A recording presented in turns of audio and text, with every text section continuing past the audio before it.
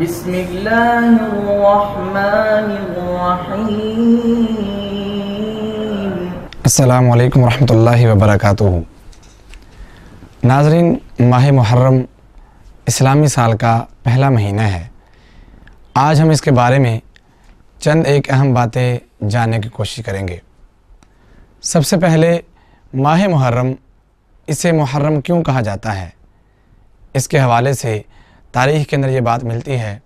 ابو علی احمد بن محمد الاصفہانی، ان کی ایک بہت مشہور کتاب ہے الازمنۃ والامکنہ، اس کے صفحہ نمبر 205 پہ انہوں نے یہ لکھا ہے کہ اسے محرم اس لیے کہا جاتا ہے کیونکہ اہل عرب جو لوگ ہیں، لأنہم کانوا یحرمون، وہ لوگ اس کے اندر حرام سمجھتے تھے القتال فیہ، اس میں قتال کرنا، لڑائی اور جھگڑا کرنا۔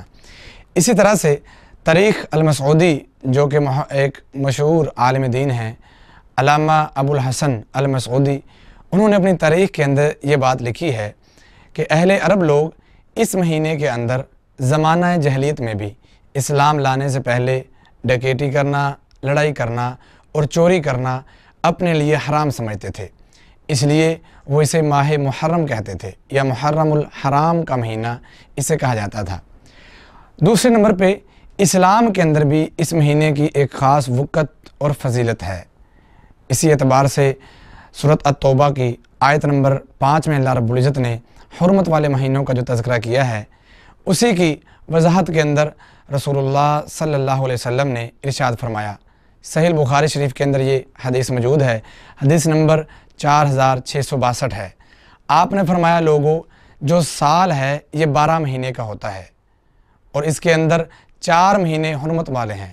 ان میں آپ نے فرمایا ثلاثن، 3 مہینے ایسے ہیں متوالیاتن، جو پہ در پہ آتے ہیں، جن میں سے سب سے پہلا جو مہینہ ذوالقعدہ ہے، دوسرے نمبر پہ ذوالحجہ کا مہینہ ہے، اور تیسرے نمبر پہ آپ نے فرمایا ماہ محرم ہے، اور چوتھے نمبر پہ جو ان سے ہٹ کے آتا ہے وہ مہینہ رجب کا مہینہ ہے۔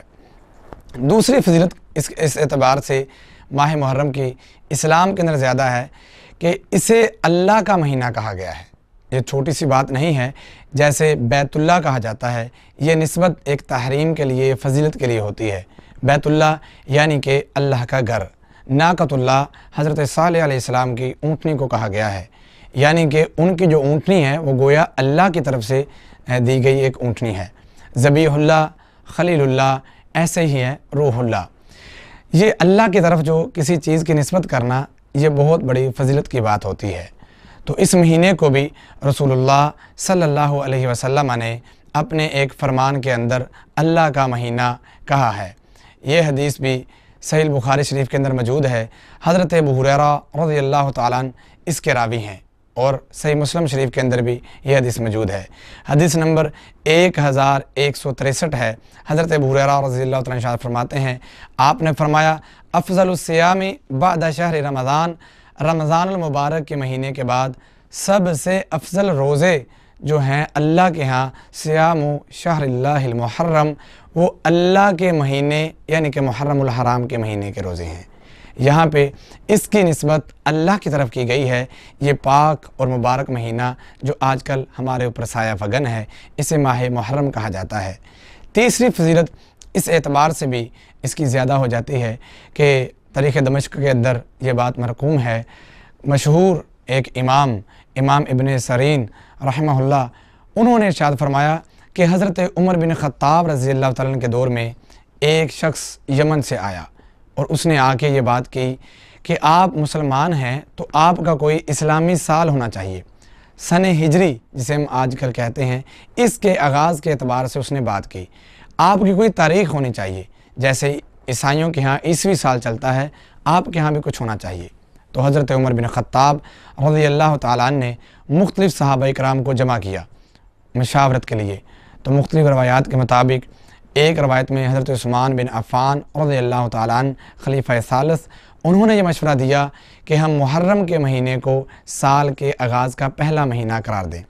اور ایک روایت میں حضرت علی رضی اللہ تعالیٰ عنہ کے الفاظ بھی آتے ہیں کہ انہوں نے کہا کہ ہم اس سال کا جو اسلامی سال ہے، اس کا پہلا مہینہ ماہ محرم کو اقرار دیں، کیونکہ زمانہ جاہلیت کے اندر بھی اس کا ادب اور اس کا احترام کیا جاتا ہے، یعنی کہ اس مہینے کے اندر وہ چوری، وہ کسی کے ساتھ لڑائی جھگڑا نہیں کرتے۔ یہ ماہ محرم کے حوالے سے اسلام اور اسلام سے قبل اور اس کی وجہ تسمیہ کے اعتبار سے آپ کو معلومات دی گئی ہے۔ اللہ رب العزت مجھے اور آپ کو صحیح سمجھنے کی، صحیح بیان کرنے کی اور صحیح باتوں پہ عمل کرنے کی توفیق عطا فرمائے۔ وآخر دعوانا الحمدللہ رب العالمین۔